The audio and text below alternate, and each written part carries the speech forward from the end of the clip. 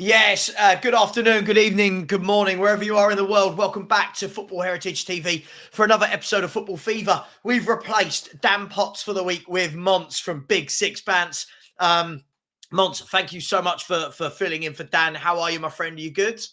I'm good, man. Listen, it's been nearly 9 days since Liverpool have last played a game. I'm dying slowly, but listen, 2.5 days and we should be back, man. But yeah, I'm all right, man. Can't complain. Good. And as always, Kaz, how you doing, brother? You well? Yeah. I'm not exactly looking forward to Man United playing at all. I don't want to watch them.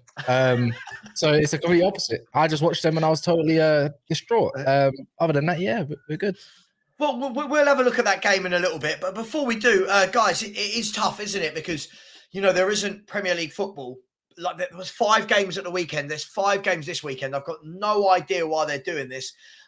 And Kaz, you said backstage, it feels like international week, right? It is a bit dry, right? We need some games. We need football. Yeah, man, it's dry like ashy elbows. It's like, mate, you're dying for some cream. But other than that, it's just, yeah, it's you know what it is? I get why they do it. FA Cup, Carabao Cup, you need to mix and match and teams need to get a break. I understand that part.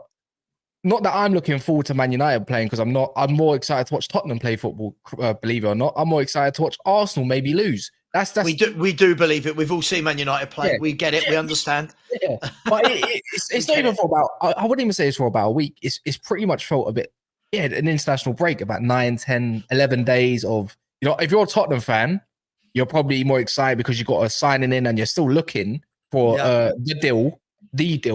You got Timo Werner. It's a little bit of a buzz. And then you got James Maddison back. You've got Van der Ven coming back. You basically got your squad coming back. That's exciting if you're a Tottenham fan, right? But yeah. Even on the January transfer perspective for all clubs, pretty much, whether you're Chelsea, Arsenal, Liverpool, which we can talk about tonight, Man United or anything, right? It's all dead. There's no deals happening. This has got to be one of the worst winter windows I've seen, or quiet windows. Maybe it's because of all the profit and sustainability, and a lot of Premier League are looking into all the clubs of what they've done. Everton, good luck. I see the Richarlison thing. Good luck, mate. You're getting deducted points. Everton are going to have 20 points deducted across the season. Look, we'll get into all the FFP sustainability. Mons, your team's doing okay. You must be pleased with how this season is going. Honestly, I mean, pleasantly surprised, because I was more of a I reckon we'll get top 4, maybe. I said comfortably 3rd, maybe a trophy or 2 if we get a good run. My expectations weren't very high just because of the whole midfield. It was like a complete revamp. Now I'm looking at the Premier League and going, why is everyone so crap? I said no one wants to. For me, Liverpool have been the most convincing out of an unconvincing bunch. And everyone's going to say it's the Premier League, there's all this quality and it's all brilliant. But for me, apart from the Spurs of the first 10 games, which was about 8 wins and 2 draws, I've not really seen any other team put together a winning streak worth any sort of, do you know what I'm saying? Yeah. Everyone's been very unconvincing. It's just whoever puts on a run of wins, you're probably going to find yourself in and around the top of the table. If you're obviously in the top 5, let's say, anyway. So I'm surprised, but I'm happy and I'll take it now. Objectives have changed now. I want that title, man. I do want the league. There we go. Liverpool fans talking about that title. Well, you wasn't convinced yesterday. He wasn't convinced yesterday. We was talking to Steve about. I still think City win the league, but I want the league. I can still want the league. Yeah. Oh, yeah. Fair enough. Right. Context, words. All right, man. Call me. Well, look. Before we get into that, I just want to talk about a few things quickly. First of all, something that I've just seen in regards to VAR, which is, I don't know if you boys have seen it in the last hour or so, but could completely change the way VAR works. I want to look into that. Ooh. After that, I want to have a look at this Saudi league as well. I want to get your boys' opinion on what's happening already. It seems like a lot of players that have gone out there are looking to come back. So we're going to talk about that as well. I want to talk about Man United versus Tottenham from a Man United perspective, and also get Monts's thoughts on both those two clubs who look like they're going in polar opposite directions at the moment. And I want to talk about Liverpool versus City. What's that going to look like? But guys, look, this came up. As far as I'm aware, this is true. This could be a complete load of BS. But as you can see, it says huge development for VAR. audio from decisions now set to be aired live in stadiums and for viewers. Now, Brilliant. guys, I don't know what you think, right? I just feel like this is I feel like this is going to have the complete opposite effect, only my opinion, on what they think it's going to do. I think they think this is going to provide clarity. I think this is just going to cause more and more controversy. I'll come to you first, Kaz. VAR airing their conversations live for 60, 70,000 people around the stadium to hear. Good thing, bad thing? I know it's a good thing, and that's brilliant. I'm not gonna. I think it's good to look at maybe both sides. From what you say, right? If we're gonna think of it objectively, we always wanted some sort of relationship, you could say, with the referees in a way where we need to understand what they think, or what's going on, because some of the decisions we need to know what's happening. And to be fair, it might actually force them to speed decisions up, because who wants to be hearing a bunch of men in the background or women, right, talking for 2 minutes about a decision? Do you know what I mean? I think this is going to have to force it to speed up, which I think that's a positive. We get to know what's going on in the stadiums, because you don't see anything bar the board. So the match-going fan gets a better experience of and an understanding, so you can calm down. Players also on the field can understand it and calm down rather than bundling around the referees. It's a good thing. So you think it's going to have a calming effect? I think that's the idea, but the reality is another question. Right. The thing is, they throw it out there without properly explaining it. And I think Nedum Onua said it very perfectly about, the way things are transcribed towards people like us, everyday fans on Filthy Fellas. There's meetings that go on between PGMOL and even pundits, right? Mm-hmm. Every month. And none of them go to it. And so that's why we get fed a lot of crap on Sky Sports. So we don't understand what the whole reasons behind certain decisions are. That's actually Sky Sports and stuff's job to actually make us understand it. So now what's going to happen, I believe, is that me, you, Mons, and everybody else is going to have a different opinion of what's going to happen, rather than actually explaining what the reasoning behind it's for. Yeah, look, I agree. Listen, Mons, I'll bring you in on this. I just feel like this is, in some cases, Mons, this is 3 to 4 minutes of conversation going backwards and forwards. Can you imagine, right? You got 60,000 people, everyone's standing around. It says VAR on the big screen, and everyone's now listening to someone say, "Oh, is that intentional? Hang on, draw the line. Hang on, I'm looking at another phase of play." I can just see people wolf whistling, getting aggy, saying, "Come on, it's cold." What do you reckon? Well, I can only use an example, so we saw the Erdegaard handball at Anfield. We got the audio for that. Literally, I think yesterday or this morning, I believe. And me listening to it, it was infuriating just listening to it. Just listening to the way they were dealing with it. Like, no, that's fine. Check complete. No. How many sports body? Yeah, no. It was so robotic and weird. I'm like, hearing it 2 months later pissed me off. So hearing it during the game, when tensions are high, a lot of bad words are coming out of my mouth, because obviously we've all been to the games, we've all watched it on TV. You know how us football fans can get. I mean, you and Robs were there seeing at the end of the Tottenham game, your head shaking. We got that video. Remember that one? That's fine. Yeah, was that White Hart Lane for that? But did hearing their summary of how they got to the decision that it wasn't a handball, did it make you as a fan go, "I understand now"? To be fair, it wasn't a handball. No, it made me go, "What are you man smoking?" That's what it made me think. Right. What are you not smoking? So, and the worst thing is, the other thing about this is, they know they can't be heard. So maybe that's why they speak like that.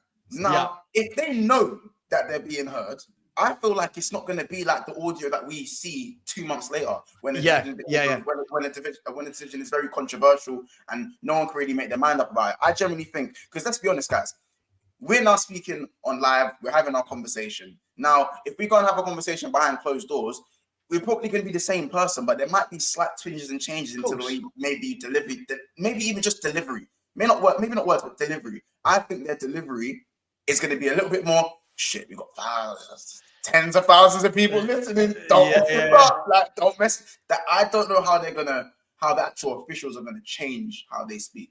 And that worries me. I'm with you. I don't think it works. I'll tell you why I find it funny is I don't know if any of you saw yesterday, they released the footage of, do you know when Spurs played Brighton and Kulusevski got penalised for the penalty for pulling the shirt?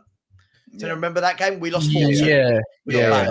I watched that game, yeah. And listen, as a Spurs fan, I could sit there and go, pen. Soon as he did it, penalty, it's a penalty. Like, there was no one near him, penalty. I'm watching them for 3 minutes try and diagnose, is it a penalty? What else is going on? And I'm going, guys, you just had to watch this once to know Kulusevski's holding his shirt for about 5 seconds. You know this is a penalty. And it still takes 3 minutes of, let's check a first phase, second phase. What happened to the keeper? What happened? Did the ball go out? Aren't we getting to the point, guys, of where we're trying to make football so clinical and so 100% correct and complicated that it's actually having the complete opposite effect to what VAR was actually meant to be brought in for, which was to eradicate bad decisions? Aren't we getting more now than we've ever seen? Yeah, no, it's 100% getting there. The thing is, it should be down not to the VAR decisions. That's why they say I think you should go to the monitor and all that. But if it's what's the whole point of VAR in the first place, right?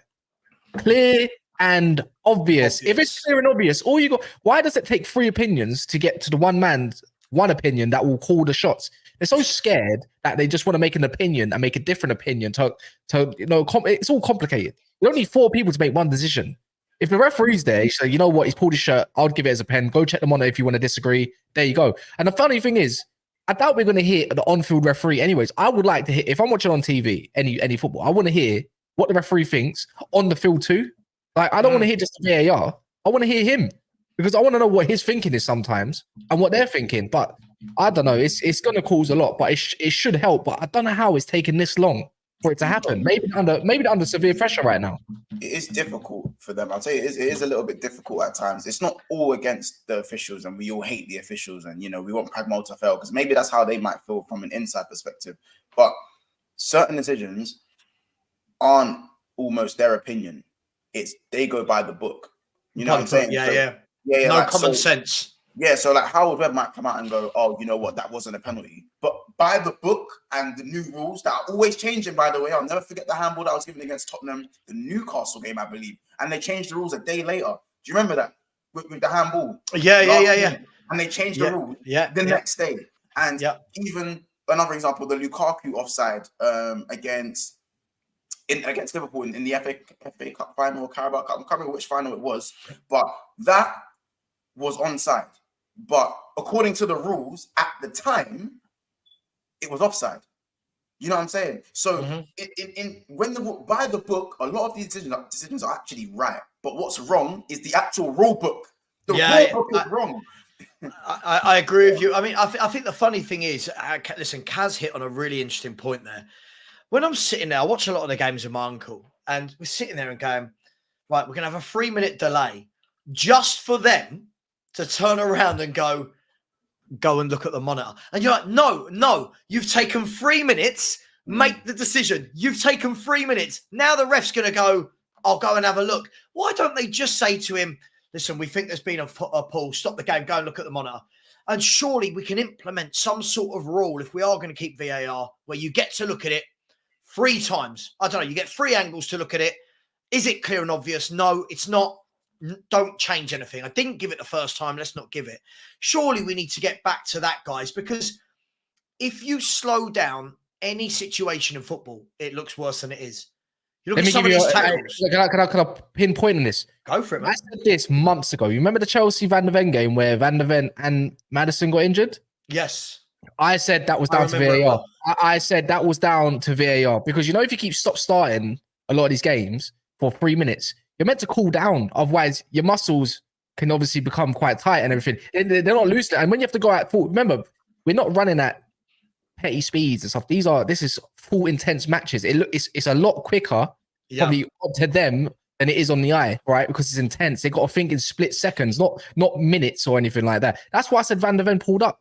Because of that, literally, because of that VAR, Caicedo stop. The next decision, I need to stop this too. Like, I think that's why I believe there's a lot of injuries this season is down to the incompetence of VAR. If it was up to me, I would want it reformed. I would want it completely reformed. Personally, I still don't think it's good. I don't think the referee's good enough. I don't think Would it you is remove it completely? I think it has its pros and its cons. Like, I think it should be used in important matches. Maybe, I don't know. Look, again, it's just opinion for an opinion. I think it has its good moments and when it's bad, it's really bad. That's the difference. And it still causes controversy. The whole point is to avoid that, and it hasn't exactly done that. That's why I would look at rugby, the way they do it, or go look at how Europe does it. Because the offsides, they got angles everywhere. So you can't, it doesn't take 3 minutes. It literally splits. Like, no, you've got these, whatever they are, sensors, you can't escape it. Yeah, it's absolutely mad. Mad. Look, I want to move on from that, Mons. I want to talk about a couple of strikers. As Kaz said earlier on, this transfer window feels dead. Like at the moment, Spurs have done the most action, and we've brought in Timo Werner on a loan and £25 million for a centre back. I mean, it's not quite the hundreds of millions that we're used to in windows. Look, Chelsea yesterday have slapped down a 50 million price tag on Armando Broja. And another striker I want to talk about in the same segment is there's lots of reports now coming out from very serious journalists that Karim Benzema could be on the move away from Saudi on loan. Is 15 million for Broja, is that a sad indictment of where we're at now with transfer fees, that a bloke that I can't remember this guy ever scoring loads of goals at all is worth 50 million? And what do you make of Karim Benzema already apparently wanting to leave Saudi and go on loan, possibly to the Premier League? I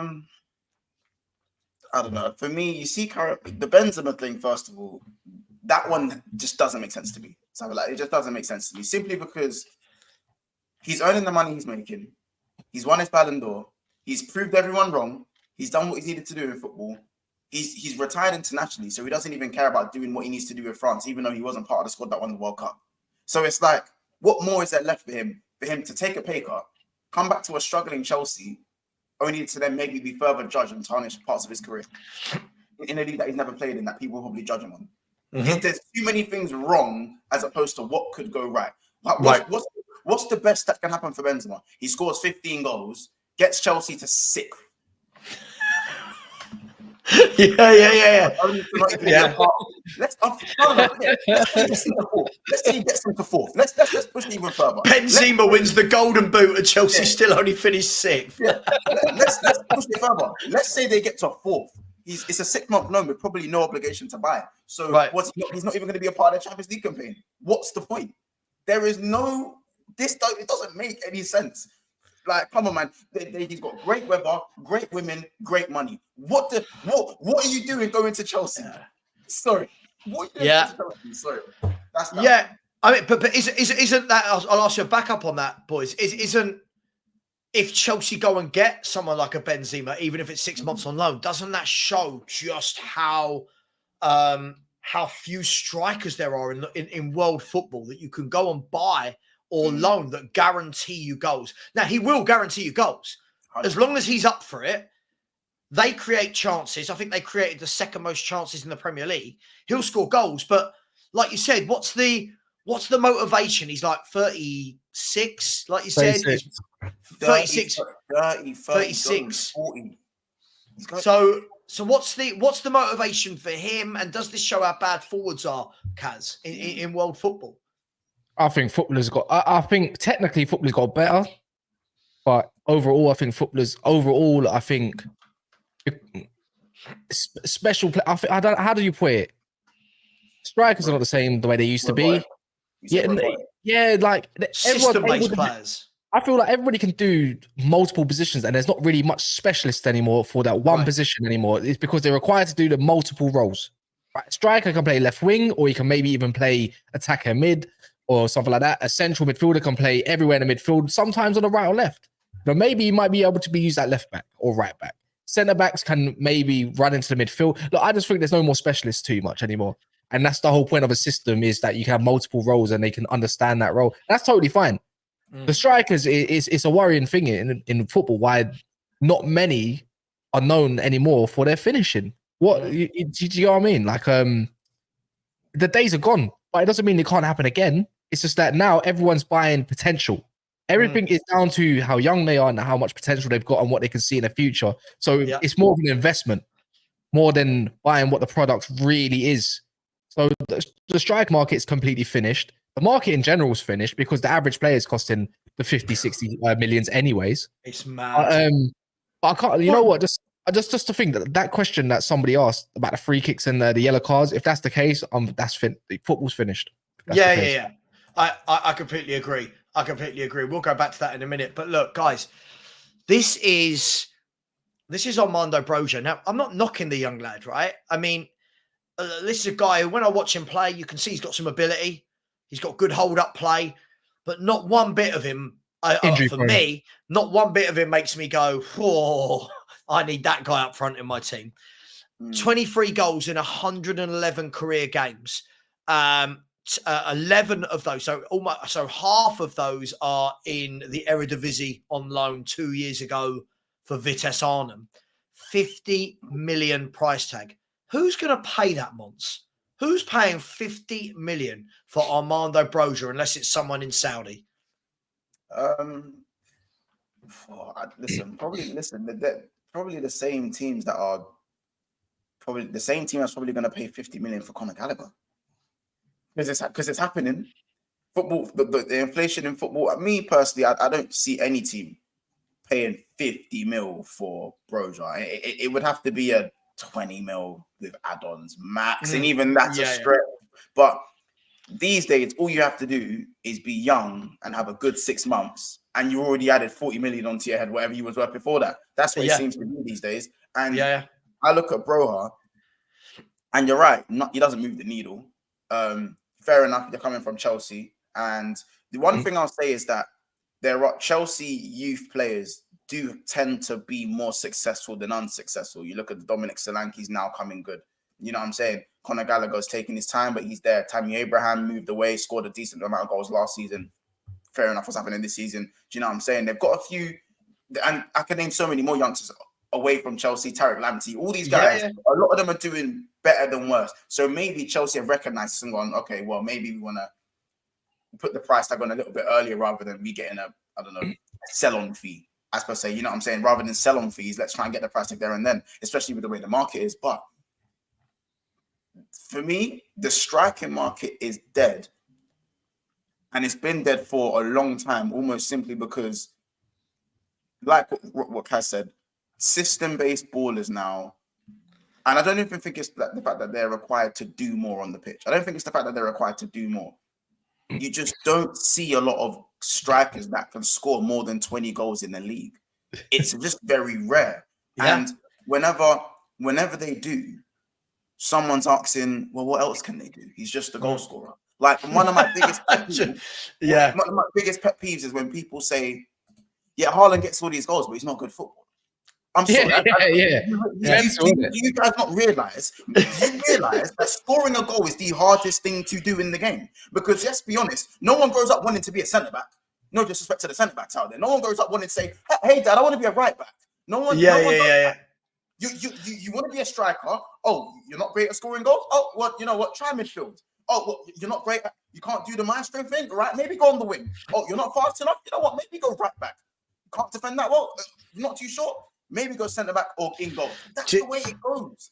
So, do you know what? I love that. Like whenever people bring up Erling Haaland, and look, this is for me, he's a throwback. He's a throwback to the olden days where this boy wants to be in the box. He wants to score goals, right? But whenever I hear people saying things to me like, "Oh, all he does is score tap-ins," I always think, has anyone followed his career? Because I remember watching him in Germany, and he was picking up the ball, banging them in from 25 yards, drifting past 2 or 3 players. You know, I'm watching him even now for Man City. You can see his hold-up play is much better. They fire it into him. He holds it up. He brings De Bruyne into play and Grealish and all those guys. But when you're scoring 55 to 60 goals a season, and the first thing people say about you is, but what else do you do? And then you think in the same breath, guys, in the same breath, Ivan Toney, I'm not knocking him. Ivan Toney, a guy who has scored 20 Premier League goals once in his career, right? Once. People are going, got to be 100 million. And he's like, whoa, hang on. This guy down the road's banging in 60. He's banging in 60. You want 100 million for a bloke who scored 20 goals once? It has gone mad. But to your point, Mons, this is what's happening. The Solankis, they score 7 in 7. And all of a sudden people go, oh, you know what? God, Liverpool could buy him. Man, you could buy. And you're thinking, no. Why would they? Richarlison, he's got 7 in 7 for Spurs at the moment. People go, oh, he's turned it around. But you mean he scored some tap-ins? Like, do you know what I mean? Like, the striker market, guys, has gone crazy. Kaz, your boys. I mean, you bought Højlund for. No matter what we get, mate, we don't create enough. Like, I actually think Højlund is going to be a good player. I do. I do believe he's got the attributes here, right? And he's got a lot to his game that I like, but he's not showcasing it because he doesn't get enough. And when he does get enough, it's like you're not even allowing him to miss a chance before he gets another chance. If he misses it, that's probably his only chance in the game because he's not getting fed. That's the maddest part because there's no structure. I think he's going to be a baller. He's only 20 years old anyways, but the whole point is you bought him on potential. You know what I mean? Like whether he scored 7 Champions League goals already or not, or a couple Premier League goals, it doesn't matter. Because we're not doing nothing. I hate my team with a passion. Trust me, passion. Right? I can't stand the manager. I can't stand the board. I can't stand any of them. But the whole point of away from Man United is you're spitting facts. Is this? It's so true. The thing is, even I get gas sometimes seeing Solanke thinking, "Whoa, like you know what? I'm thinking, you know what? He's not actually moving the needle like how he's supposed to be because I want someone that's clinical. But this day and age, you require somebody to do a bit of everything. But but Haaland, on the other hand, it's like people don't anticipate. You know, the whole point of snuffing the ball out in the box and positional sense of where to be is an ability itself. So what else can you do other than goal scoring? Well, actually being in the right position at the right time, requiring the right ball to put in the back of the net. Haaland is a baller, yeah, and I get it. He's not the most technical, but he does what we all want. A goal. Even the thing is, again, I said it already. Someone mentioned, I can't remember. I was recently watching a podcast, right? And he said the things with strikers, why so much gold is because a defender needs to defend for about 90 to 95 minutes to be perfect. An attacker needs one chance, and that's it. And that's the difference. That's why scoring goals is so important. Everyone's wished they had a Haaland in a team, and that's the reality. The thing is, if your striker needs to be able to do more than goal score, that just means your midfield's not cutting the mustard. Yeah. Let's be real. Yeah. Look, completely agree with you. Guys, I want a few little topics I want to bring up. Short, sharp topics today. First of all, I'm not going to have a conversation, no daps, about why Liverpool shouldn't win the league because it's a rebuild. I'm not going to start that conversation. No. Big up to you, guys. Jordan Henderson. To continue the theme. Jordan Henderson has just signed for Ajax today. He's left your lot, Monts. He's gone out to Saudi Arabia, apparently for the project, for the process. It wasn't all about the money and la. 6 months later, he's in the Netherlands playing for Ajax. What do you make of this whole scenario? Good move for him. Anything to do with possibly still retaining his place for the Euros, or just he made a mistake and people are really clocking what the Saudi League is all about? What do you reckon? First of all, I reckon he would have kept his spot in the Euros anyway. Southgate's one of those favoritism guys, so I don't think that would have made a difference. Henderson wasn't surrounded by like bums in that team. I believe Damari Gray plays out wide. He's got Moussa Dembele of Lyon, who's no scrub, but not great, but no scrub. He's got Gini Wijnaldum there as well, and the manager Steven Gerrard. So like, it's not like he's out there and he's the only senior kind of player that's got that European experience in that squad that out is out Etihad that he was playing for. So like, the move to Ajax don't make any sense for me. He should have just came back to the Premier League and gone to like a lower, maybe a lower level side in the Premier League. Maybe like a Wolves.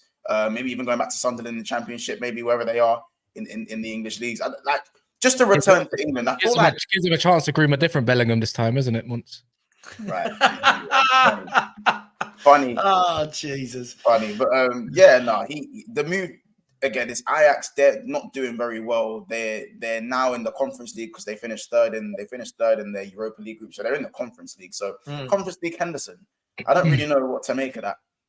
It just doesn't make any sense. I can't even give like a detailed analysis of this move. It just don't make sense. But listen, I'm not one of those Liverpool fans who give Henderson a lot of stick. I think right now the way things have kind of transpired with him has kind of left a sour taste in a lot of Liverpool fans' mouths. I'm not one of them. I feel like he's given me some of my best moments as a slightly younger Liverpool fan. And at the end of the day, he's no longer a Liverpool player. So whatever he does, he does in it. Like, he's not slandering the club. He's just doing what he does. And yeah, listen, Ajax ain't a great move, but I wish him all the best in it. Yeah. But I mean, Kaz, we've never spoken about this before. No one wants to grow up and be a Gary Neville. I'll tell you what, I'll be honest, I wish I'd had Gary Neville's career. I wouldn't mind that. He gets disrespected way too much. Mate, Gary Neville was a class right back. Let's have no doubts about that. It's because he just doesn't rate himself.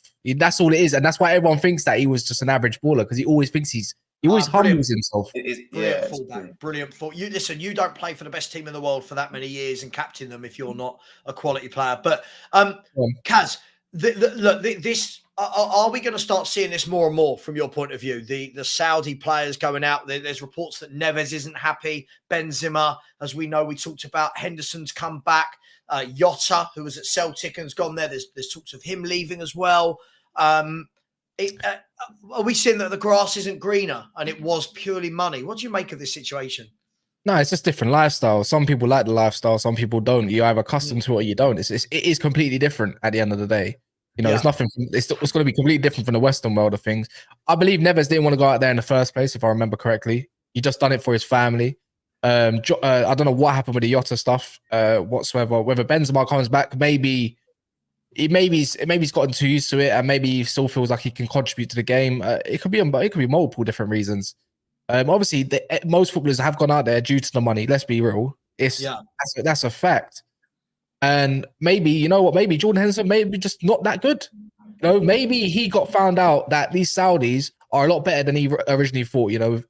Ettifaq not doing that great in the league anyways. So I read on the Telegraph that Jordan Henderson hasn't received a penny from Ettifaq. That's the reason why he's leaving. So that's what the Telegraph reported. Well, they're not paid him. They haven't paid him, right? And I don't know, because they just gave Steven Gerrard a 2-year contract, weirdly enough. The way I look at it is that Jordan Henderson, look, now this is going to get a little bit political, a little touch. We all know what Jordan Henderson was representing, whether it's the LGBTQ and all that stuff, and whatever. He made such a charade about it. And just to go over there where, it's a difference of lifestyle, it's a difference of everything. And that reputation has diminished. So for me, this kind of sounds a bit like it's come from a PR perspective, why he's come back, to be fair. And maybe he's been called out for it out there as well. I have no idea what it could be, but I just feel like Jordan Henderson's been found out that he's just not that good of a footballer. And it's as simple as that. And he cannot keep up with the league out there. It's as simple as that. Have you seen that he can't keep up with the league? No, I just believe if you can't stay out there for even 6 months, that means you can't keep up with the league. It's easy. I don't believe. You're getting paid 600 bags. It's to think the league is crap and think I don't think the league is crap. I don't think it is. I think the league's got out there are not doing nothing. I think the league's crap. Most of the games they play, there's barely any fans in the stadium. That doesn't mean the league's crap. The standard of league doesn't deter to fans. That just means it's popular. Ronaldo's bagging 40 goals. It's 40 goals there. My Sunday league might record more fans than in a Saudi league game. How about that? How about this? I believe Ryman League ballers could go over in Saudi and do a thing. Probably they were wanting people for Saudi League 3. That's the whole point. They were trying to bring it over. I just don't think Jordan Henderson he can't keep up. He can barely last 90 minutes. Imagine under the hot sun and all that kind of stuff. Even in these, so not all the stadiums have got aircon and all that kind of and that. The guy's melting. He's probably melting out there. But again, this is just my opinion, right? I don't think it's to do with wages or deferred wages. That's bollocks. I just don't think he's that good, and he can't keep up. It's as simple as that. And I don't think that some of these pro ballers that gone out there thought it's going to be easy. I don't think they can keep up either. Mm-hmm. It's interesting. I mean, lots of fans, the last question on this, that lots of fans that I've been speaking to, and mostly Spurs, obviously, because of my roots, so to speak. You mention a player that's played out there and they say, oh, we wouldn't want him. He's a sellout. He's not in it. He's only in it for the money. And we've seen his character. Would you boys I'm not going to name names, but would you boys take somebody that's gone out there that was good, but it didn't work for one reason or another? Or have they showed their true character and they've made their bed and should lay in it? No, not really, because like, all right, cool. He goes to Spurs. That's a good move. Yeah, cool. It's not working out. It's people make bad career decisions. We're not their best friend. We're not in the same GC as these guys. We're not in contact with their agents. We don't know the real reason as to why they've gone out there. If you've gone out there for money, cool, you made your money. Now let's get back to the football. So if he's made his move back, it's clear that he wants to move back for the football. So like, listen, I'm not saying, the first guy on my list is going to be someone who's a reject from who's gone to the league, realize it's not that, and come back. I'm not saying that would be a first choice for most teams, but it doesn't rule them out of. I can't sit here as a fan and go, nah, we don't want you. This is that and the third. As long as you're a professional and you know where to apply yourself, and you've shown that you can apply yourself, why not? Why not? Maybe just don't like it, bro. Bro, how about these? Most signings from Europe don't even work these days. How many signings? How about this? How many signings actually work in today's game? And I'll tell you that not many work, because we see 2 good months of football and everyone acts like the guy's goal. Any player that has 2 good months after they've been signed is automatically class, success, triple the price tag. They're the best player in the league in their position, and After 8 good games. Listen, and it's not. I'm not pushing this on anyone else. We've done it with Sabozai. 8 good games. It's the Hungarian Gerrard after 8 good games. Do you see what I'm saying? True. So, yeah. And no, but you know the maddest thing though, Monts, no one's come out. Even I got my opinion. I know probably not good enough, but maybe he just doesn't like it there. It's just like, do you know what I mean? Some people just might not like it. You know, so we see footballers go to China, we see them go to Russia, we see them go to MLS, money reasons. Like it's not unknown. Like he might just go there and just not like it. But like, Jota, did he even play a game? Did he play a game, by the way? Because I thought that whole transfer was completely off. Weird, I don't know. Something's not right, because from like the first month of Jota being out there, he was linked straight back with us. Obviously, it's an easy link because of Postecoglou and Celtic and that kind of thing. But he's been linked to not being happy there for a long time. But yeah, look, it's just interesting, isn't it? And I just wonder how many more we might see go out there. I wonder whether or not we're going to see it as a trend every year now, or whether this was a one-off summer. It was the trendy thing to do in fashion, and now it might die away. But just before we carry on, guys and girls, there's only 90 likes in the chat, which is absolutely horrendous. So please smash the likes. Please subscribe to Football Heritage TV. Subscribe to Never a Foul, and subscribe to Big Six Bants as well. Smash that button, people. Come on.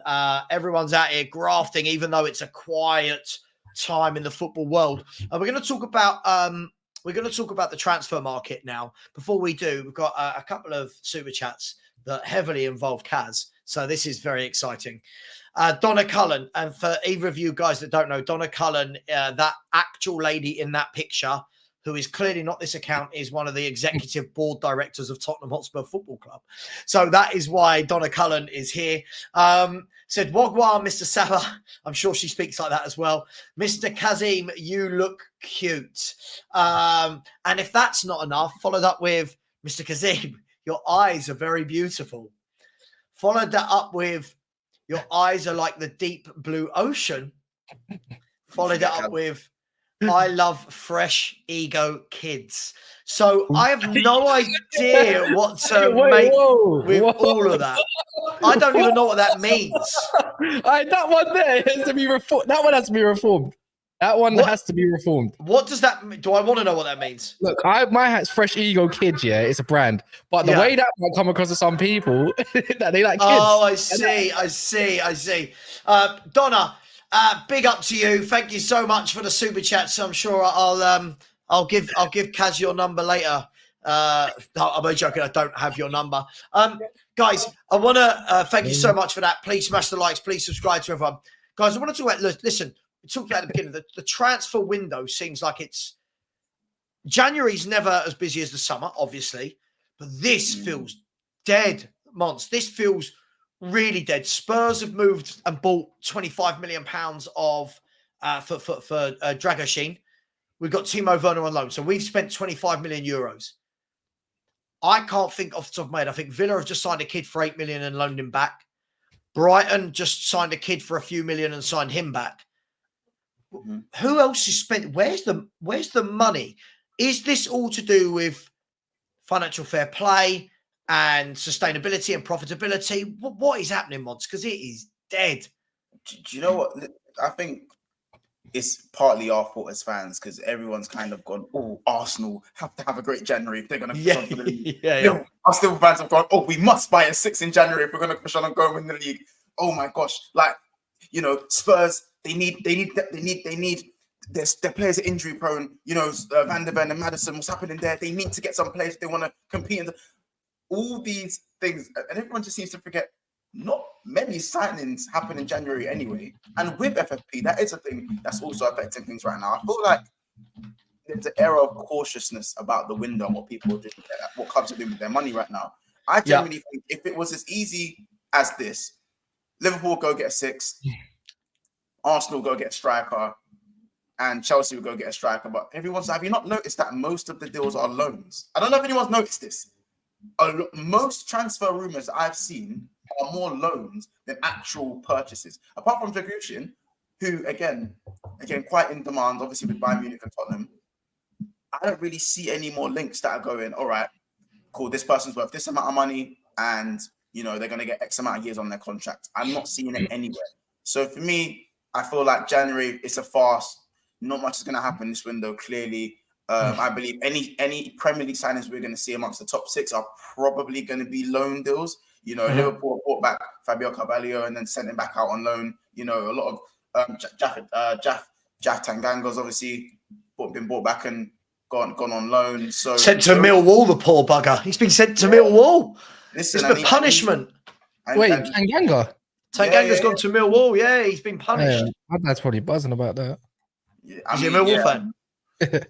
No, and the thing is, I'm being from basically Tottenham myself. Like I know some of the ballers around there. That's just crazy to me. And that Millwall move is crazy to me. There you go.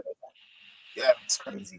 It's crazy to me. Yeah, having been someone that Millwall, I grew up in Lewisham, which is obviously just down the road from Millwall, and I can tell you that Japhet Tanganga can go and play there now. Back in the day, he would never have gone to Millwall. It's not the most safe of fan bases to go and play. Yeah, they're not very welcoming there. But listen, I think for his point of view, I just hope he gets games because, guys, he's 25 soon and has played 55 games in his career. Where's the time gone? Wait, I still remember his debut. Wait. Did you just say he's 20? No, the concept of time is a farce. There's no way Japhet Tanganga is 25. No way. Look, I'm going to show you this. So hang on, here we go. Have a look at this. So present share screen. Here you go. So Japhet Tanganga, you see it as per his wiki page. You see there he's 24. He's 25 in March. And the worrying thing is if you actually look at this, have a look at this, right? So bear in mind, this is a guy that played for England from the 16s all the way through to the 21s. And look at this. In his career, he's played 55 games of football. Yeah, was the most under Mourinho. It was Mourinho who gave him. Yeah. 55 games of football, and he's nearly 25. He never went out on loan last year or nothing. Has he been injured or? He is injury prone. He is injury prone. Also, he's not good enough prone, if that makes sense. And lots of people are saying possibly that Spurs have not looked after him very well. Should have let him go out on loan and then maybe let him go if he wasn't good enough. But guys, can you remember another player who got to 25 years of age having played 55 games in their career? It's a tough one, isn't it? There probably are a few, to be fair, just not at the top of my head. You probably should have just gone and done what Marcus Edwards did, in my opinion. But they're all kind of part of that crop of players. Sort of Marcus Edwards, Zenon, Stydelis, I don't know how to say his last name, who I know personally as well. And you've also got what's Carter Vickers doing as well? What's he doing? Carter Vickers is winning trebles at Celtic. Don't worry about that, mate. Well, there's him. Carter Vickers is. But I'm saying is that there's that crop of players. Keziah Sterling's another one. There's that crop of players where these guys were good enough, maybe not to start for Spurs, but I don't know, man. It's difficult. 55 appearances by 25 that's insane. Well, Cameron Carter-Vickers, one thing I would say about him, so Cameron Carter-Vickers was at least going out on loan. So while he was at Spurs, right? So Cameron Carter-Vickers came through our youth team in the 16-17 season and went on loan to Sheffield United, Ipswich, Swansea, Stoke, Luton, Bournemouth, and Celtic, and has now moved to Celtic on a permanent. And he's 26 and he's played 230 games in his career. So listen, I'm not saying Carter-Vickers is great, but what a shame, right? I forget this Tanganga, for any professional to be at 25 years of age and 55 games under their belt. He needs to find a club, doesn't he, and make it his home for the next for the next 5-6 years. He's got to play. For me, I looked at Tanganga and thought he's actually a good. I didn't think he was like amazing, but I feel like he was a good player under Mourinho, especially when he had the whole thing with Zaha. And I was kind of thinking, well, if this guy gets a season or two under his belt, like he could easily stay in the Premier League, maybe do what Gilmore did, go to like a Norwich, and then now he's starting for Brighton. Easily could have been the pathway for him, and it's still possible. Listen, 25. Let's not like 25 is the new 31. Even though that's kind of the way people see ball these days. You're 26, 27, all of a sudden you get treated like a 32. But these things can happen. But just kind of to go back what you were saying about the transfer window, it just seems like loans is going to be the transfer loan window. Yeah, let's not talk about loans around here, man. My club apparently saw Timo Werner's £5 million loan and said, nope, we can't afford that. I wish you had have afforded it. I'll just say that about that. But guys, look, with that in mind, look, Mons, you bring up a good point. Lots of people before this window were saying, weren't they, more than any of the top 5 teams, you could turn around and go, City comfortable where they are, probably don't need anyone. Liverpool in a really good position, top of the league, semi-final with 1 foot in the League Cup final. You've got Norwich in the FA Cup 4th round. You're through to the knockout stages of the Europa.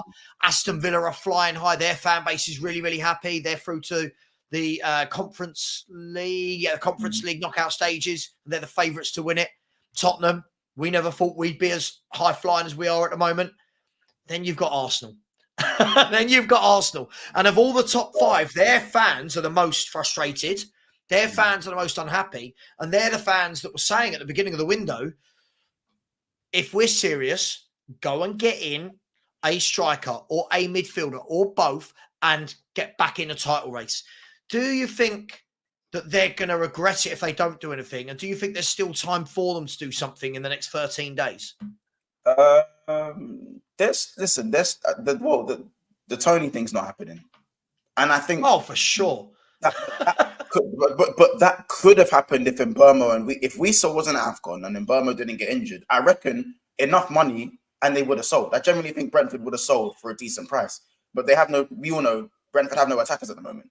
You know what I'm saying? They have no attackers and their best left backs out of an ACL. So It's like, they've gone and got Regulon on loan and they're saying, Tony, you're not going nowhere till July. And they've helped him with his, obviously, with all the, Bet365 and all the apps that he's been using. So, sorry.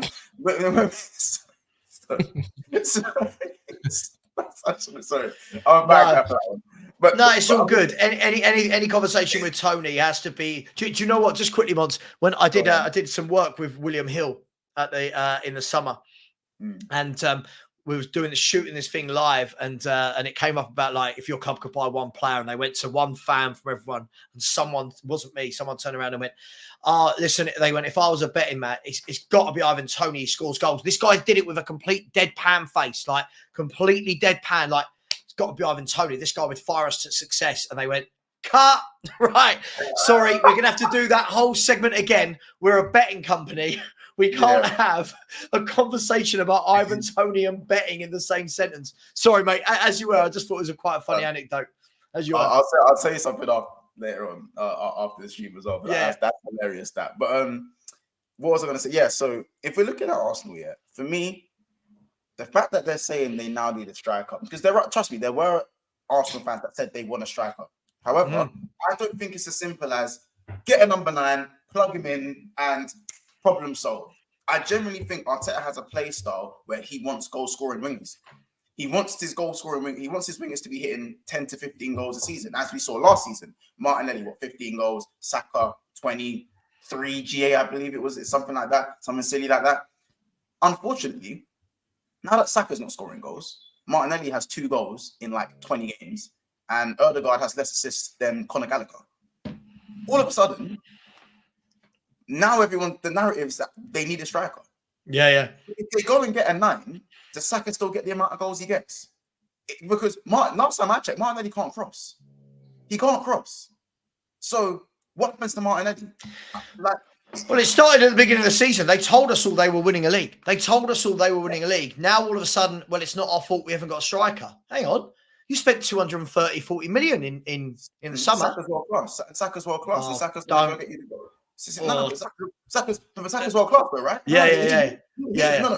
Saka is world class. Yeah. So he's worth 200 million pounds. He's worth 200 million pounds. Their talisman, like all of a sudden, they talk about talisman and the best this and the best that, but then how can do you guys know that with a talisman, there aren't many excuses. It's just criticism or they need to be top level. But I've never seen a talisman with as many excuses as Saka does. I've never heard of a talisman be told that they're tired. Tired? They're tired. What happened to availability is the best ability? What happened to that? Because I'm pretty sure if Saka was scoring 30 goals a season, they'll be saying that availability is the best ability. But now that he's not scoring, they're telling me he's tired. Saka falls off for at least a third of the season every year, but Arsenal fans don't want to hear it. And because Martinelli had an anomaly of a season and scored 15 goals, these Arsenal fans automatically thought that this is now Arsenal's level. No. This is not their level. The level is actually about 5 to 12 goals. That is the level. The players can have a good season, but it can also be a farce. For me personally, I believe that Arsenal right now are a victim of their own success of last season. And there wasn't actually any success because they didn't win the league. Right, yeah. It's like anything. Some people take the one off and think that that's now the new norm. Rather than it being an anomaly, it turns into... Right, absolutely. Kaz, lots of reports that Arsenal are close to breaching FFP. How is this so? And do you think this is true? Is this why we're not seeing them go in for audacious bids for the likes of Lautaro Martinez or Ivan Toney or Solanke or whoever it is that they want down there at the Emirates? I'm not a financial expert, so I wouldn't actually know about other people's clubs, but maybe the loan deal for Raya might have shown that might be the case. Otherwise, why would you need to loan him, right? Especially when you make him your first team goalkeeper. I think they just spent 100 million in total on absolute waste.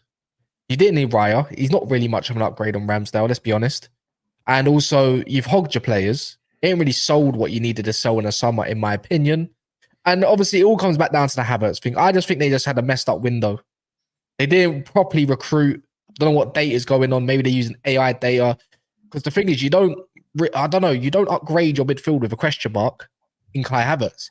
That's what don't make sense to me. You know, Timber's not around, so we don't even know if he's going to be anything good in the league, to be fair. We've only seen him in a few games in pre-season. So the way I look at it is just, right now, it just doesn't look that great for Arsenal. Like, not just because they ain't scoring, but it's their overall performance is not exactly it's not the greatest, is it? So along them lines is I have no idea. I don't know where they pick up form, but they have to find their best form. Like Martinelli and Saka need to get firing, otherwise they're going to keep letting the defense down. Because the defense ain't bad. Yeah.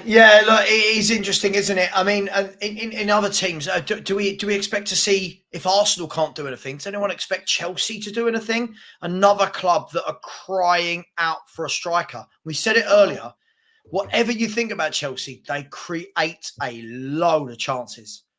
Are they able to do anything? Surely, if anyone's at FFP, it's got to be Chelsea, isn't it? Surely. Imagine they get 50 million for Broja as well. If they get 50 million for Broja, then they can maneuver in the market anyways. I don't know. Yeah. I don't know. Why don't they just coach their players to get better? Why is the answer just money? It's always money. It's always money. It's like. Hang on, who have you lot coached to get better? Loads. Wait, hang on, didn't you buy Gakpo, Salah, Nunes, Jota, Diaz? Yeah. Which of them were coached better at your club? Salah was not a world-class player. Salah was not no, but Salah was still a top player. I watched him at Fiorentina and Roma. He was a very good winger. Mane was a good winger as well. Firmino was not world-class. None of these guys were world-class before they came to Liverpool, by the way. None of them were. No, I know that, but like you still threw money at the problem and coached them, right? But Chelsea didn't just throw money. They dashed money. They dropped a whole crate of millions. Bro, sometimes it's like you're a kid and we've all had a rich friend. Every kid has a rich friend in it. Yeah. And they're sitting there complaining that their PlayStation 6 doesn't work. And you're sitting there with your PS3 thinking, well, all right, then, maybe just be content and try and just get better at the game. Get better at the game you're playing. Bro, I understand Chelsea need a few more players or maybe need a little bit more experience here and there. And they do create chances, but I still think their tactics are horrible. And I personally think a striker, even though they create loads of chances, we've seen 90% of players I see go to Chelsea regress. They just get worse. I believe if they was to go and buy a striker, it solves the problems a little bit, but it still doesn't change the fact that players have poor decision making. I understand Chelsea create chances, but Sterling's decision making has been awful at times. Yeah, sure. I look at that's going to do something. Monts, I'm not sitting here saying give Chelsea a striker and suddenly they win the league and they're the best team in Europe. I'm just saying this is another team that I look at Arsenal, I look at Chelsea, I look at Man United, I look at even Spurs when Son is out. I look at these clubs and think, like circling back, where are the centre forwards? Where are the centre forwards? And then you look at the clubs that are doing the best two clubs. Man City have 2. They've got Erling Haaland and Julian Alvarez. Liverpool have got 5 of them that all score goals, right? So it's like that for me is where these other clubs never seem to expose these areas. You look at Chelsea, they spent so much money and none of it was a top forward. In all the players they spent 100 plus for, not one of them was an Osman. Or a Vlahovic. I'm not saying they're worth 100, but you know what I'm saying. Like, not one of them was a Vlahovic, an Osman, a Lautaro Martinez. Why? Why are they doing everything but the centre forward position? That comes down to recruitment, isn't it? I don't know what. Sure. Honestly, what's happened is, you know what it is, Monts? They got FIFA packs on Ultimate Team. That's what they got. And they hit the belly. And they didn't know what to do with it. They got a Neymar when he first came out, and he's a 91 rated player or something like that. They sold him. They got 1 million coins, whatever, and they don't know what to do with it. That's what happens. Caicedo, Enzo, let's be honest, waste of money. Like, look, I think they're good players. And I think they're a waste of money, those two? Yeah, waste of money. I think that comes down to poor scouting. I like Caicedo as a player, and I think he's a wicked player. I like Enzo, and I think Enzo's a wicked player. Yeah, and I think there's more to come from them. Of course there is. Don't get me wrong. But you don't need a duo of that cost that much. You could have used that 100 million and gone. If Caicedo was 150 million, you got new kids from Brazil. You could have got a decent DM, a good enough DM, in my opinion, that's good enough near around Caicedo's ability for about 30 to 40 million. You could have used that money and got Osimhen in the summer, by the way. Sure, but saying that they're a waste of money. Look, these two, I think they're both very good footballers, but need to settle. I do think they both need to settle. And the problem is at Chelsea, it's hard for anyone to settle because there's so much upheaval. And then I see Chelsea fans saying again, they want to change manager again. Surely, guys, that will the Chelsea fans hate me for saying this. And it's nothing to do with Potts being ex-Spurs. I don't care. I was an advocate of that, him getting sacked at Spurs. But surely at some point, everything needs to just calm at Chelsea, doesn't it? It needs to stop being 15 new players a window. Some point you've got to settle and let these players get on with playing football, don't you? But how can you say that to a fan base? Go on. I was saying, how can you say that to a fan base who've been spoiled their whole lives? Mate, I agree, but that's the problem. See, what they'll throw at me is, but you're Spurs and you're not used to winning anything. It's just so boring. But the problem is, if you, like, I watched the other day, I thought Enzo was excellent against Fulham. And I watched him and I was like, that you see that every 3 or 4 games from him. And I always think to myself, people have to remember that this kid is 20 or 21, right? I think they need leadership. I think they need a goal scorer. I think Caicedo and Enzo are very good footballers that will come good. The problem that they've got is we're all judging them on the 115 million that was spent on both of them, right? Or whatever it was. which They've done isn't their nothing to fault. work that. Yeah, but they've done nothing to work. The thing is, if it was any other club, we said this yesterday, by the way, it was any other club that spent that much on a midfielder, a defensive midfielder, by the way, as well, and a central midfield. I think if you're going to be worth that money, it's because you score or contribute to goals in a good fashion. I don't think no midfielder is worth 100 million. 80 million, I can hear it. 85 maybe, depending on what they offer. 60s, of course. But that's when the pressure comes, when you spend a lot of money on, not ready-made world-class players. They're not. It's the same thing. Like, don't get me wrong. Look, Brighton valued him at whatever they did, and Benfica, it was a release clause. That's what they had. That was Chelsea's decision. You know, Jack Grealish at the time, as Mont said yesterday, was not worth 100 million. But he's gone and won a treble. So you can justify that. Are we going to sit and think Chelsea going to win no treble or Premier League in the next 3 years? I don't think so. They've got the age on them, and they've got the amortization on them too, I believe. But for me, remember, being a waste of money doesn't mean you're a crap footballer. I'm just saying what they could have grabbed. I agree with that. Yeah. Is that they are a complete waste of money because they have not moved the needle whatsoever. And that's the issue, right? When they needed a goal scorer at the time, you're still keeping Conor Gallagher around, starting some more time. You got rid of Mason Mount for what reason? To be fair, he can do the exact same job. And I know they made money basically on players, and they've done they're always good at clearing out players for good money. But I just thought they could have done much more. That's the thing. And maybe it's Potts pulling one over our eyes because I don't believe in his tactics too much with Levi Colwill, a left back and whatnot. Maybe it's that. But right now, we can sit here and say, I've seen a year of Enzo. I'm not impressed for his price tag. And I can sit here and say, Caicedo's been just a good, steady Eddie, in my opinion. So let me play devil's advocate. But by the way, I don't care. I could do this for any club. It's not about supporting Chelsea or backing Chelsea. Do you not think, though, when we say, like, we've watched players and they've been impressed for the year, couldn't that be, and we've seen this with players before, that's more to do with their surroundings than actually them? For example, if Enzo Fernandez had dropped into Man City's midfield and played alongside Rodri every week, we'd be sitting here right now going, Jesus Christ, what a footballer that is. Because he's in a team that wins every week mostly, wins league titles, rotates, plays great football, and the club aren't under attack. Well, they're not under attack for FFP, but they're not under attack for how they play football. At Chelsea, it feels like every time I watch them, it's a different back four. This player's moving around, that player's moving around because of the injuries. Do you not think, guys, that once Chilwell's coming back now, once they now get Chilwell to left back, a bit more composure from the... Hang on. You mean left wing. Well, this will be the thing for me. If Chilwell, who is back fit now, said the other day, live on Sky or BT, whichever the game was on, said, look, I want to be a leader now.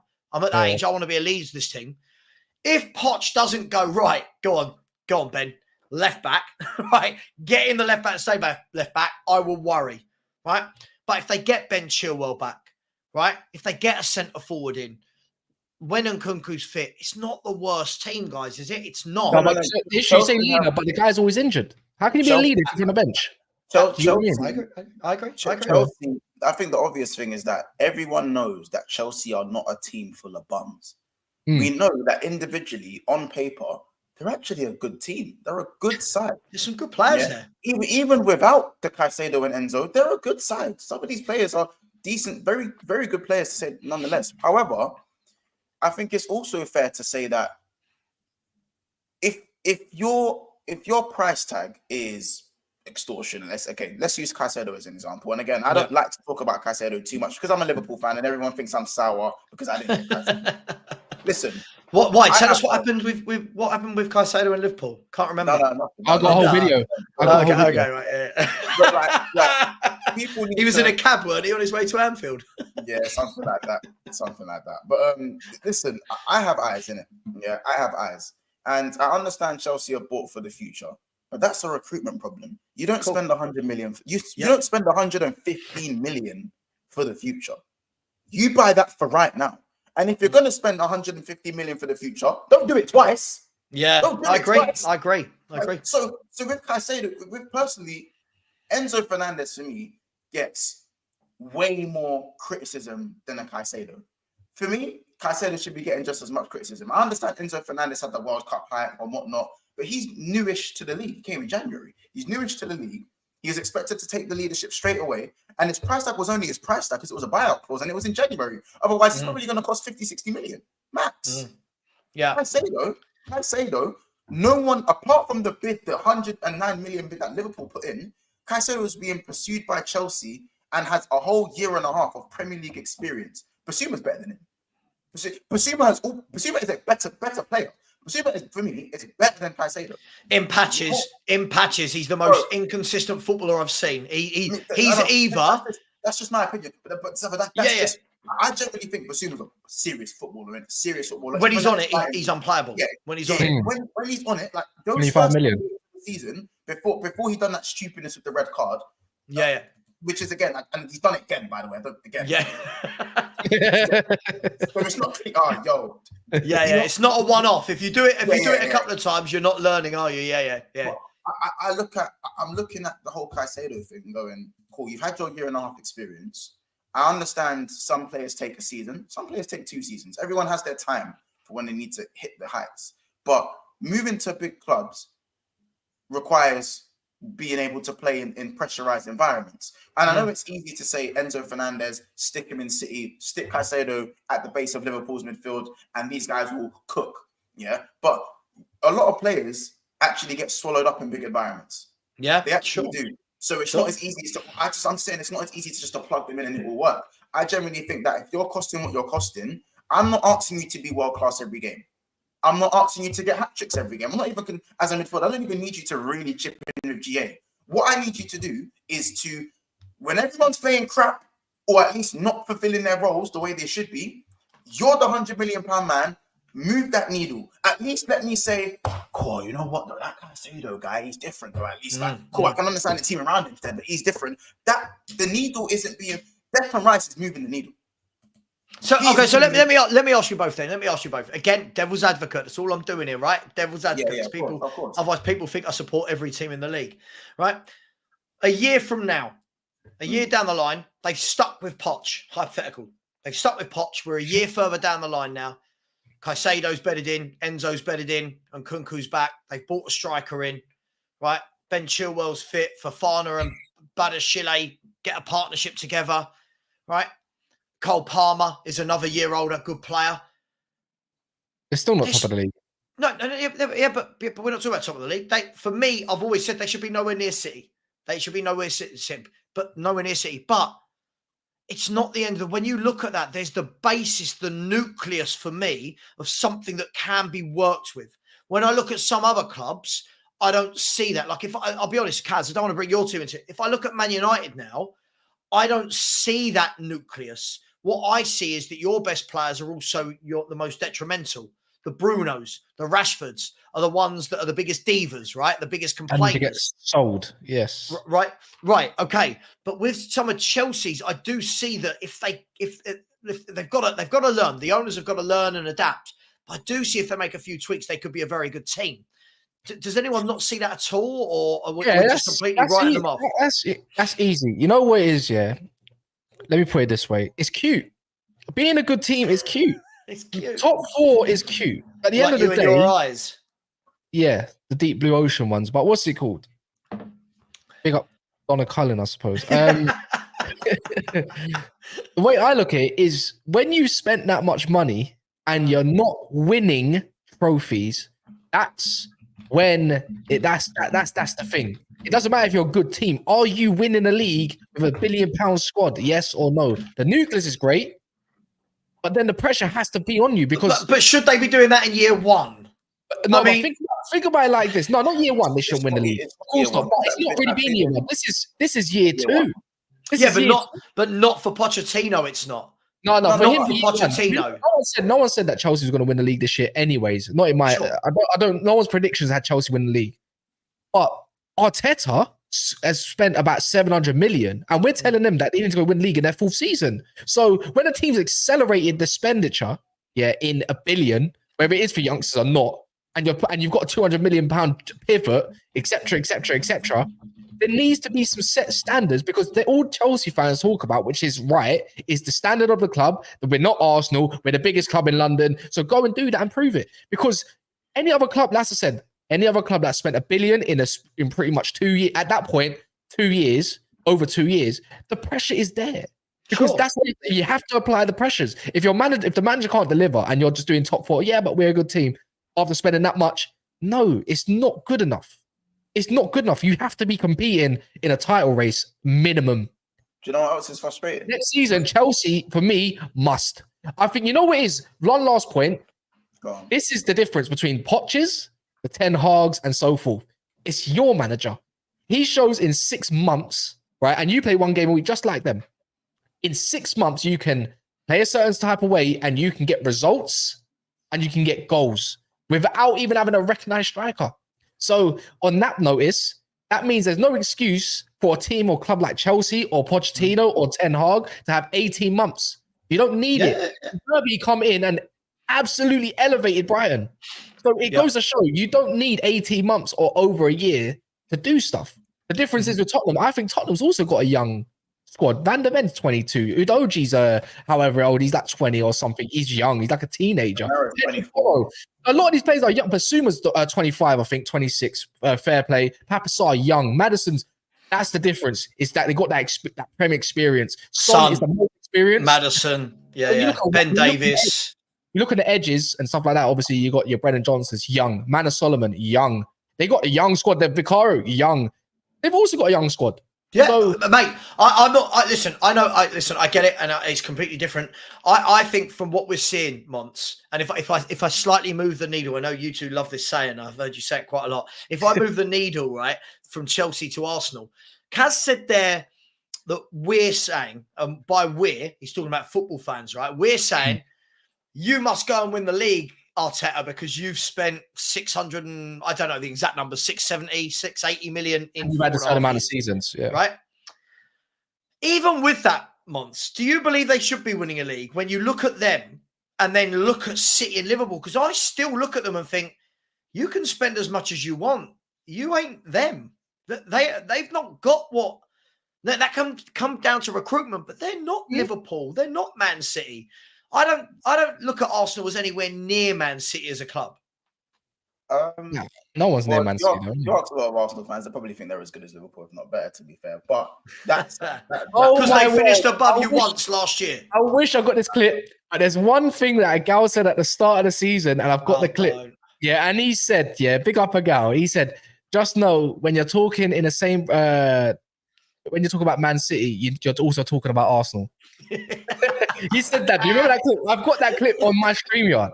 It's there. So it does go to show they did think they were around the City, like that kind of level. Arsenal, and that's the thing. For me, I think context goes both ways. And I even think that if Liverpool spend excessively, we'd probably be we're there even now we're there. But with Arsenal, you need to understand, and I tried to explain this to them. I understand the standards that you're trying to place on Arteta, especially the old school fans who are kind of used to that, invincibles. They're kind of used to that, they're used to the Arsenal of old. But the Arsenal of old doesn't exist anymore. It hasn't existed for the last 20 years. Yeah. They'll laugh at Tottenham and say they've won one trophy in 15 years. Yeah? Or however long it is. Do they not know that they've won the same cup 4 times for the last 20 years? And none of them include the Premier League or Champions League. So they act like they're so close. They sit at the table with Liverpool, with Chelsea. Imagine Chelsea get into a final, the Carabao.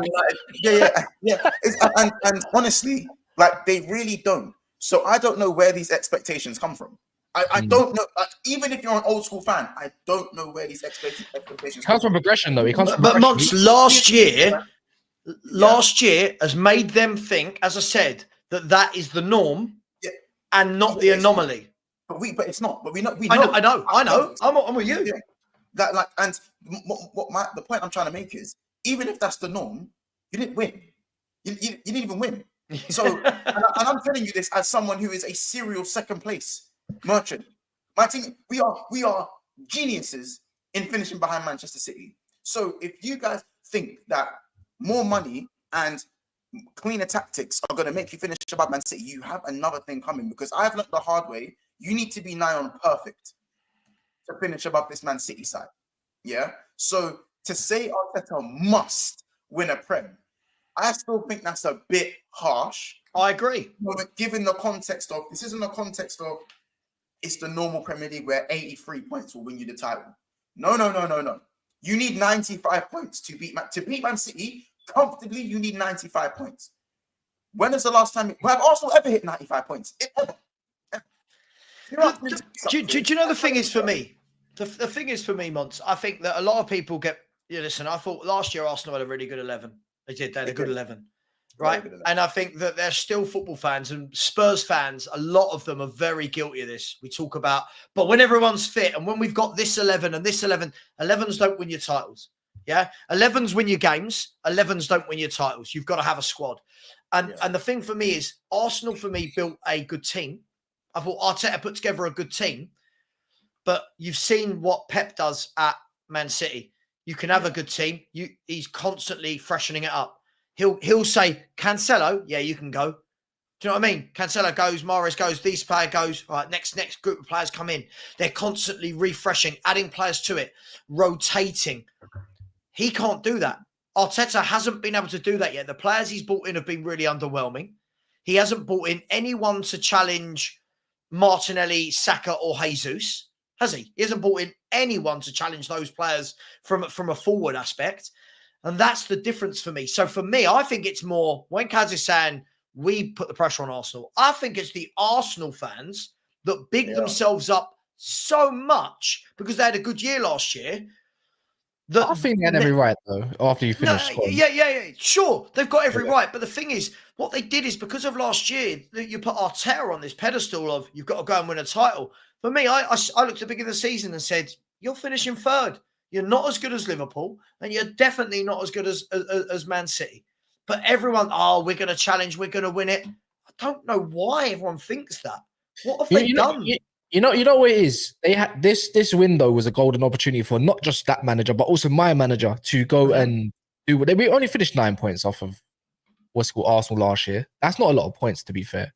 And it's the wrong profile that you bring. That was my issue. It's the wrong profile. You didn't need to spend money on Anana at the time, and you didn't need to spend money on Mount, right? I thought we had a good enough goalkeeper that I was screaming for. That's absolute top of the league in Bundesliga right now, doing bits. And you see him in pre-season, he's doing the exact same thing that Anana's doing now, and he's more of a giant. Anyways, look, I think they had. I'm putting myself on their shoes, right? If I was an Arsenal fan or in that position, if you're finishing second, minimal points, the way the season's gone, this was their golden opportunity, right? To go and batter everybody and go further. It's been a tipsy-turny season. Like, I just feel like Man City can only get 97 points max now. That's the actual record. They've what? Lost 3, drawn 4. So that means in those 7 games, the way I look at Arsenal, who have lost 4, dropped points at their gaff, they could have easily been way above. And this was their opportunity. This was actually the perfect year for Arsenal to go from this level to that level and prove to everyone that they're this top club. But to be fair, and it's great in hindsight. But that again, the thing that they have to win their title. We all said at the start of the season, you must win because you have to win something. You have to go far in something. If they can't, the thing is, the way I look at it, if Arteta can't provide a good enough title race from now to the end of the season, if he cannot get that far in the Champions League, at least the quarterfinals, and actually let us see a little something against the top European sides, go win an FA Cup or something like that, because Arsenal squad's bloated. They were bigging up their bench once upon a time. Do you remember at the start? We got this player, we got that player. Mm-hmm. Yeah. So where are you now? Yeah, look, I agree with you. Look, just at the end of the day, I get in so much trouble with the Arsenal fans because I've said this last year to them when they were like 8 points clear. I said they weren't winning it. And I had people like Agal shouting at me on the football terrace telling me, you're a salty Spurs fan. This year, I'm a salty Spurs fan. Sure. But you were in a title race last year. We were 8th, miles behind you. And now we're like, aren't we level on points with Arsenal at the moment? Or, yeah, we're level on points with Arsenal. In 6 months. But guys, listen, I just want to round this off. I want to round the show off by asking you. I'm going to put you both on the spot now. Ask everyone just quickly to smash the like button. I want your top 4 in order. As of now, we're not what it is now. As of this moment in the league, what you can foresee, what's the top 4 going to be in order? And I'm going to start with Kaz looks a little bit more confident than Mons does on this one at the moment. And Mons looks like he's thinking. Kaz, give me who's winning the league? Who's fourth? Who's fourth? Arsenal. Arsenal are fourth. Oh, Arsenal. Gal's going to be coming for you, man. Third. Who's third? Liverpool. Okay. Who's second? Tottenham. There you go, everyone. I've paid him. Tottenham Hotspur in second.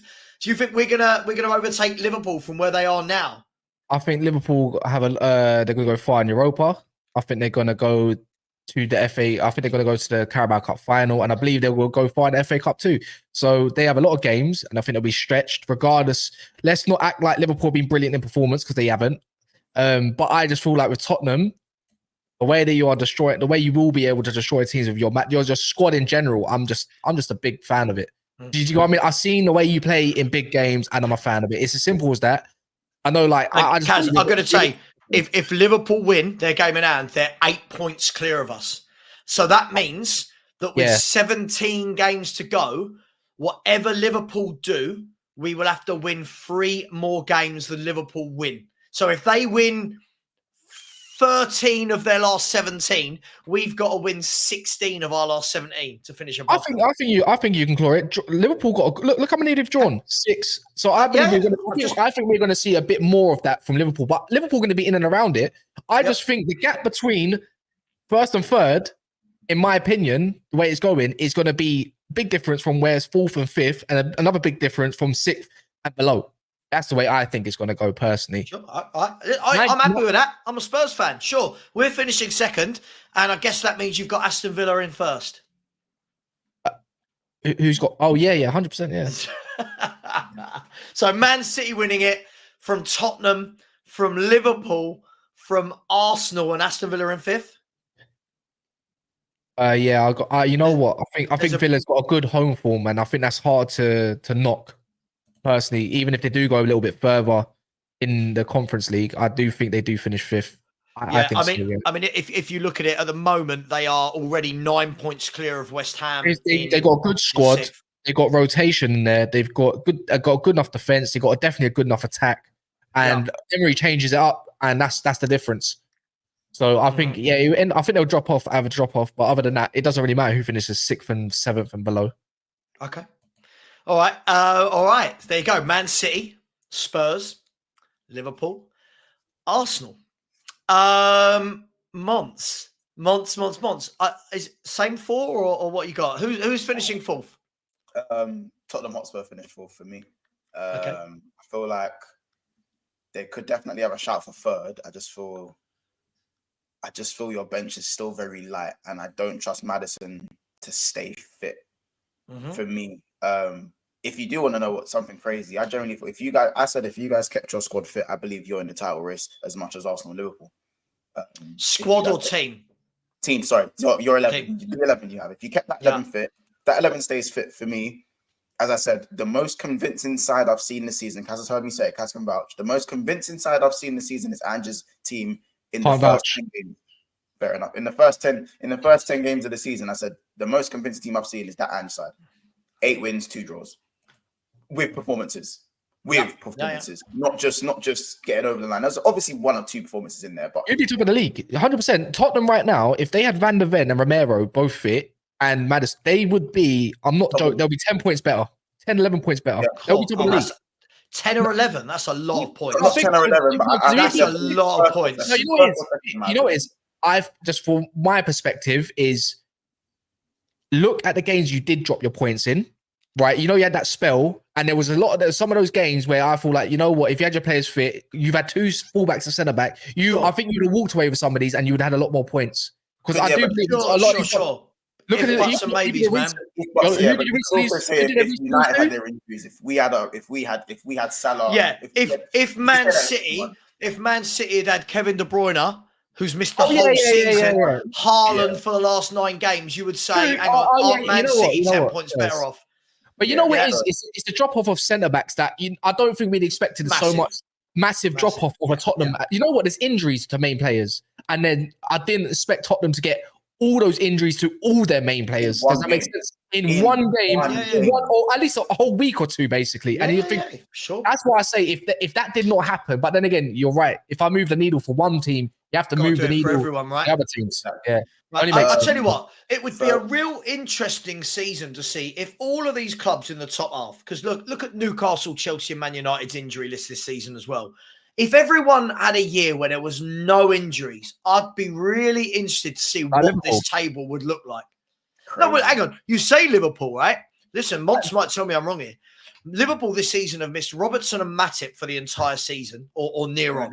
Yeah, and right? Simica for the shoulder. Right? I was talking about a title winning season. Remember that everyone was fit. Oh, yeah. They didn't have an injury for about 18 months. I'm just someone, I don't bring injuries into it because for me, every club goes into the season knowing you've got a squad of 25, knowing that you're going to get injuries. Spurs play once a week, by the way, once a week. So, but look, Mons, Tottenham Hotspur in 4th.